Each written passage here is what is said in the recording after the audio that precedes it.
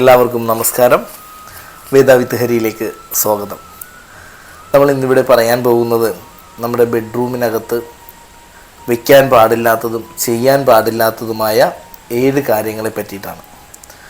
നമ്മുടെ ബെഡ്റൂം എന്ന് പറയുന്നത് നമ്മുടെ കിടപ്പുമുറി എല്ലാവിധ ടെൻഷനുകളും നീക്കി നമുക്ക് സുഖത്തോടുകൂടി സമാധാനത്തോടും കൂടി ഉറങ്ങേണ്ടതായ സ്ഥലമാണ്. നമ്മുടെ ജീവിത പങ്കാളിയുമായിട്ട് നമ്മുടെ സമയങ്ങൾ ചെലവഴിക്കുന്നതും നമ്മുടെ ജീവിതത്തിലെ ഏറ്റവും ഇമ്പോർട്ടൻ്റായ സ്ഥാനമാണ് ബെഡ്റൂം എന്ന് പറയുന്നത്. നമ്മുടെ ഉറക്കം ശരിയായെങ്കിൽ മാത്രമേ നമ്മുടെ ജീവിതത്തിൻ്റെ എല്ലാ കാര്യങ്ങളും, നമ്മുടെ ആരോഗ്യം തന്നെ നല്ല രീതിയിൽ മുന്നോട്ട് പോവുകയുള്ളൂ. അപ്പോൾ ബെഡ്റൂമിന് വാസ്തുശാസ്ത്രത്തിൽ പ്രാധാന്യം തന്നെയാണ് നൽകിയിട്ടുള്ളത്. അപ്പോൾ ആ ബെഡ്റൂമിനകത്ത് ഞാൻ ഈ പറയുന്ന കാര്യങ്ങളൊക്കെ നമുക്ക് വളരെ നെഗറ്റീവ് ഉണ്ടാക്കുന്നതും നമ്മുടെ ജീവിതത്തിനെ നന്നായിട്ട് ബാധിക്കുന്നതും ജീവിത പങ്കാളിയുമായിട്ട് കലഹങ്ങൾ ഉണ്ടാക്കിത്തരുന്നതും ആ വീട്ടിൽ ദാരിദ്ര്യം ഉണ്ടാക്കിത്തരുന്നതും നമുക്ക് ആരോഗ്യപരമായിട്ടുള്ള ബുദ്ധിമുട്ടുകൾ ഉണ്ടാക്കിത്തരുന്നതുമാണ്. അവ ഏതൊക്കെയാണെന്ന് നമുക്ക് ഒന്നൊന്നായിട്ട് പരിശോധിക്കാം.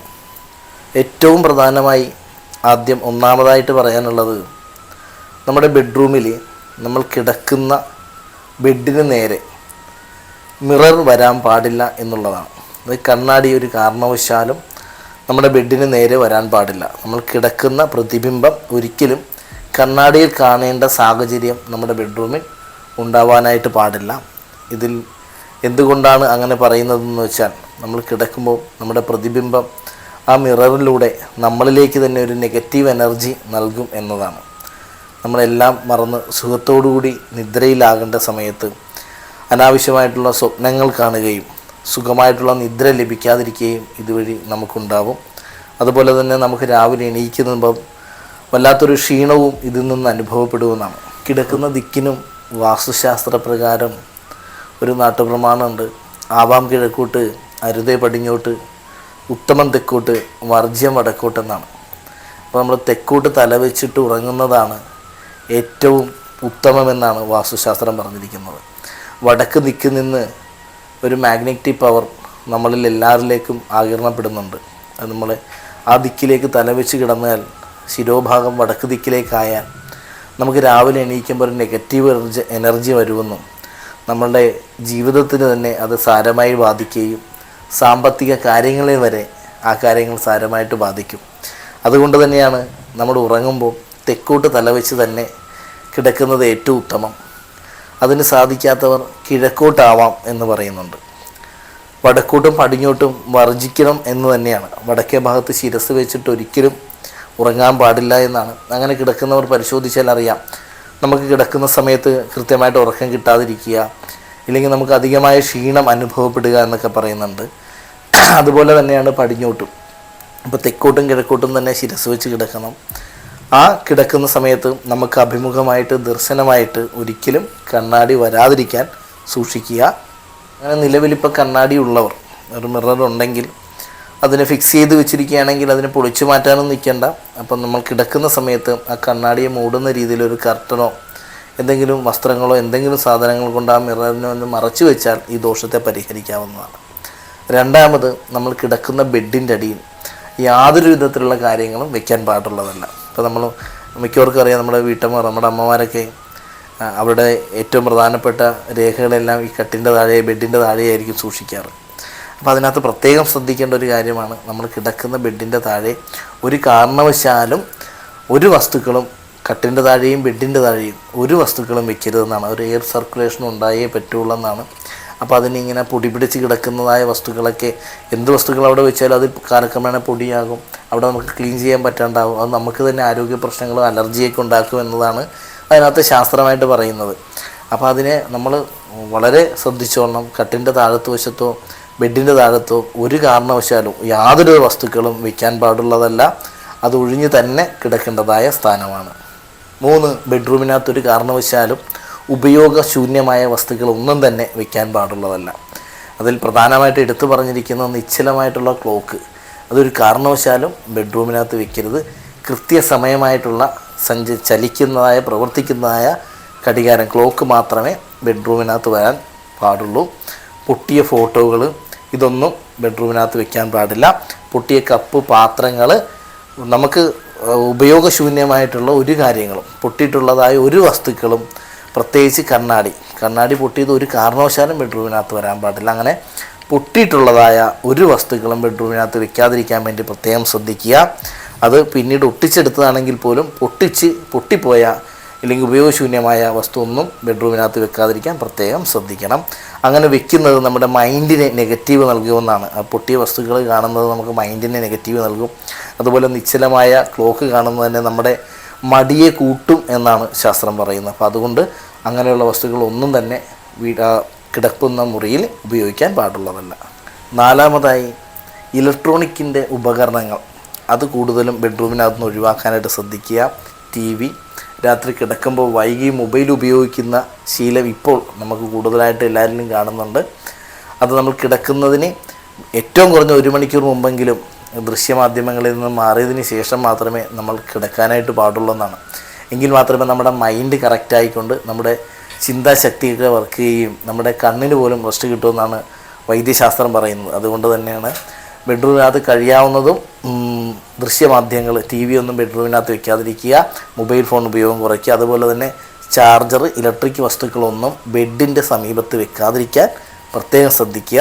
രാത്രിയിൽ നമുക്ക് അപകടങ്ങൾ വിളിച്ചു വരുത്താനുള്ള സാധ്യതയുണ്ട്. അതുകൊണ്ട് തന്നെ കഴിയാവുന്നതും ഇലക്ട്രിക് വസ്തുക്കളൊന്നും ബെഡിൻ്റെ കിടക്കയുടെ സമീപത്ത് വെക്കാതിരിക്കാൻ പ്രത്യേകം ശ്രദ്ധിക്കുക. അഞ്ചാമതായി, നെഗറ്റീവ് എനർജി നൽകുന്ന ഫോട്ടോകളും ചിത്രങ്ങളൊന്നും നമ്മൾ കിടക്കുന്ന മുറിയിൽ ഉപയോഗിക്കരുത്. അത് നമ്മുടെ മൈൻഡിനെ നെഗറ്റീവ് നൽകുമെന്നാണ് പറഞ്ഞിരിക്കുന്നത്. അതുപോലെ തന്നെ ദാമ്പത്തിക കലഹത്തിനും കാരണമാകും. ഏറ്റവും സന്തോഷം നൽകുന്നതും ഏറ്റവും നമ്മുടെ മനസ്സിന് കുളിർമ നൽകുന്നതുമായ ചിത്രങ്ങൾ ബെഡ്റൂമിനകത്ത് വയ്ക്കുക. അത് സ്നേഹസൂചകമായിട്ടുള്ള വസ്തുക്കളൊക്കെ ആയിരുന്നാൽ അത്രയും നന്നായിരിക്കും. ഇല്ലെങ്കിൽ ഭാര്യാഭർത്താക്കന്മാരുടെ ചിത്രങ്ങളാണെങ്കിലും കുഴപ്പമില്ല. എന്നാലും നമ്മുടെ മനസ്സിന് നെഗറ്റീവ് ഉണ്ടാക്കുന്നതായ, സങ്കടം ഉണർത്തുന്നതായ ഒരു പടങ്ങളും ബെഡ്റൂമിനകത്ത് വെക്കാതിരിക്കാൻ സൂക്ഷിക്കുക.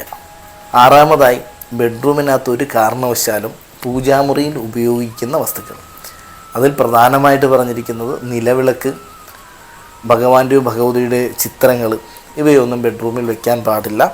ഇപ്പോൾ ബെഡ്റൂമിൽ പൂജാമുറി വെക്കുന്നതുകൊണ്ട് ദോഷമുണ്ടെന്നല്ല, പക്ഷെ ബെഡ്റൂമിനകത്ത് വെക്കുമ്പം അതിന് അത്ര പവിത്രതയോടുകൂടി വേണം കണക്കാക്കാനായിട്ട്. അങ്ങനെ സാധിക്കുന്ന സാഹചര്യം നമ്മൾ കിടക്കുന്ന മുറിയിൽ വരാത്തത് കൊണ്ടാണ് ഒരു കാരണവശാലും നിലവിളക്കും ഭഗവാന്റെ രൂപങ്ങളോ വിഗ്രഹങ്ങളോ നമ്മൾ കിടക്കുന്ന മുറിയിൽ ഉപയോഗിക്കാതിരിക്കാൻ പ്രത്യേകം ശ്രദ്ധിക്കുക. നമ്മൾ എത്ര സൂക്ഷിച്ചാലും അതിന് നമുക്ക് പവിത്രമായിട്ട് സൂക്ഷിക്കാൻ പറ്റാത്ത സാഹചര്യം വരുന്നത് കൊണ്ട് എന്ത് സാഹചര്യമാണെന്ന് പറഞ്ഞാൽ പോലും ഈ പറഞ്ഞ കാര്യം ഒരു കാരണവശാലും നമ്മൾ കിടക്കുന്ന മുറിയിൽ ഉപയോഗിക്കാനേ പാടുള്ളതല്ല. ഇനി ഏഴാമതായി, എന്നാൽ ഏറ്റവും പ്രാധാന്യമുള്ളതുമായത്, നമ്മുടെ ബെഡ്റൂം ഒരിക്കലും അലക്ഷ്യമായിട്ട് ഇടാതിരിക്കാൻ പ്രത്യേകം ശ്രദ്ധിക്കുക.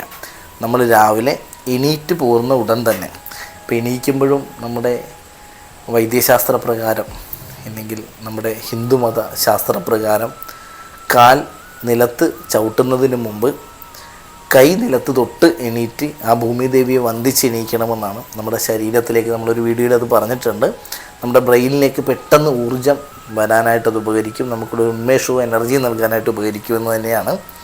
അതിന് നമ്മൾ പവിത്രമായിട്ട് ആ ഭൂമിദേവിയെ പ്രാർത്ഥിച്ചു തൊടുന്നതിനൊരു പ്രാർത്ഥനാ സങ്കല്പങ്ങളൊക്കെ പറഞ്ഞിട്ടുണ്ട്. അതൊന്നും അനുഷ്ഠിക്കാൻ പറ്റിയില്ലെങ്കിലും നിലത്തൊന്ന് തൊട്ട് വന്നിച്ച് എണീക്കുന്നത് ഏറ്റവും ഉത്തമം.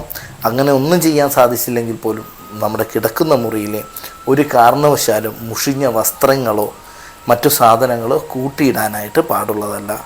കിടക്ക എപ്പോഴും ശുദ്ധമായിട്ട് തന്നെ സൂക്ഷിക്കണം. നമ്മൾ എണീറ്റ ഉടനെ കിടക്ക വിരിച്ച് ഭംഗിയാക്കി വെക്കുക. അതുപോലെ തന്നെ വസ്ത്രങ്ങൾ ഒരു കാരണവശാലും ബെഡ്റൂമിനകത്ത് ചെയർ ഇട്ടുണ്ട് അതിൻ്റെ മുകളിൽ കൂട്ടിയിടാനോ നമ്മുടെ കിടക്കയുടെ സമീപത്ത് കൂട്ടിയിടാനോ പാടുള്ളതല്ല. അതിന് പ്രത്യേകം ബാഗുകളോ ഒരു ബോക്സുകളോ ഒക്കെ സംഘടിപ്പിച്ചിട്ട് അതിനകത്തേക്ക് മാത്രം മാറ്റിയിടുക. ഏറ്റവും അടുക്കും ചിട്ടയോടും കൂടി നോക്കേണ്ട ഒരു റൂമാണ്. പുറത്തുനിന്ന് ആരും കാണുന്നില്ലല്ലോ, നമ്മൾ മാത്രമല്ലേ കാണുകയുള്ളൂ എന്ന് കരുതിയിട്ട് അലക്ഷ്യമായിട്ട് വേറെ ഏത് സ്ഥലം അലക്ഷ്യമായിട്ട് വെച്ചാലും ബെഡ്റൂം ഏറ്റവും അച്ചടക്കത്തോടുകൂടി അടുക്കും ചിട്ടയോടും കൂടി സൂക്ഷിക്കേണ്ട ഒരു സ്ഥലം തന്നെയാണ്. നമ്മൾ വന്ന് കയറുമ്പം നമ്മുടെ മനസ്സിനെ ഏറ്റവും സന്തോഷം നൽകുന്നത് ഏറ്റവും അടുക്കും ചിട്ടയുള്ള ബെഡ്റൂം തന്നെയാണ്. നമ്മൾ വന്ന് കയറുമ്പോൾ അലക്ഷ്യമായി കിടക്കുന്ന കിടക്കയും അലക്ഷ്യമായ വസ്ത്രങ്ങളൊക്കെ കിടന്നാൽ നമുക്ക് തന്നെ മടി കൂടാൻ ഇത് കാരണമാകുമെന്നാണ് ശാസ്ത്രം പറയുന്നത്. അപ്പോൾ നമ്മളിങ്ങനെ വസ്ത്രങ്ങൾ കൂട്ടിയിടുന്ന ശീലം അത് എല്ലാ ദിവസവും നമ്മൾ എണീക്കുന്നതും കിടക്കുമ്പോഴും കാണുന്നത് ഇത് തന്നെയാണ്. ആ എണീറ്റ ഉടനെ വസ്ത്രങ്ങൾ കാണുന്നത് വീണ്ടും വീണ്ടും നമുക്ക് ഓരോ ദിവസം തോറും നമുക്ക് അലക്ഷ്യത, നമ്മുടെ മടി കൂട്ടാനായിട്ട് ഇത് കാരണമാവുകയുള്ളൂ. അപ്പോൾ അന്നെന്നുള്ള വസ്ത്രങ്ങൾ അതിന് 1-2 മിനിറ്റിൻ്റെ ആവശ്യമേ ഉള്ളൂ. കിടക്കയിൽ നിന്ന് എണീറ്റ ഉടനെ നമുക്ക് കിടക്ക കൊട്ടി വിരിക്കാനായിട്ട്. ആ കിടന്ന ബെഡ്ഷീറ്റ് മാറ്റാൻ പറ്റുമെങ്കിൽ അത് മാറ്റിക്കൊണ്ട് അടുത്ത് വിരിക്കുക. അങ്ങനെ സാധിച്ചില്ലെങ്കിൽ നമ്മൾ കിടന്ന ബെഡ്ഷീറ്റ് കൊട്ടി വിരിച്ച് വസ്ത്രങ്ങളൊന്നും അലക്ഷ്യമായിട്ടിടാതെ നമ്മുടെ കണ്ണിന് കാണാത്ത രീതിയിൽ ഒരു ബോക്സിനകത്ത് ആക്കി വെക്കുന്നതായിരിക്കും ഏറ്റവും നല്ലത്. അങ്ങനെ ഏറ്റവും ശുദ്ധമാകുന്നതും ഏറ്റവും മനസ്സിന് സന്തോഷമാകുന്ന രീതിയിൽ അച്ചടക്കത്തോടുകൂടി വേണം കിടപ്പറ സൂക്ഷിക്കാനായിട്ട്.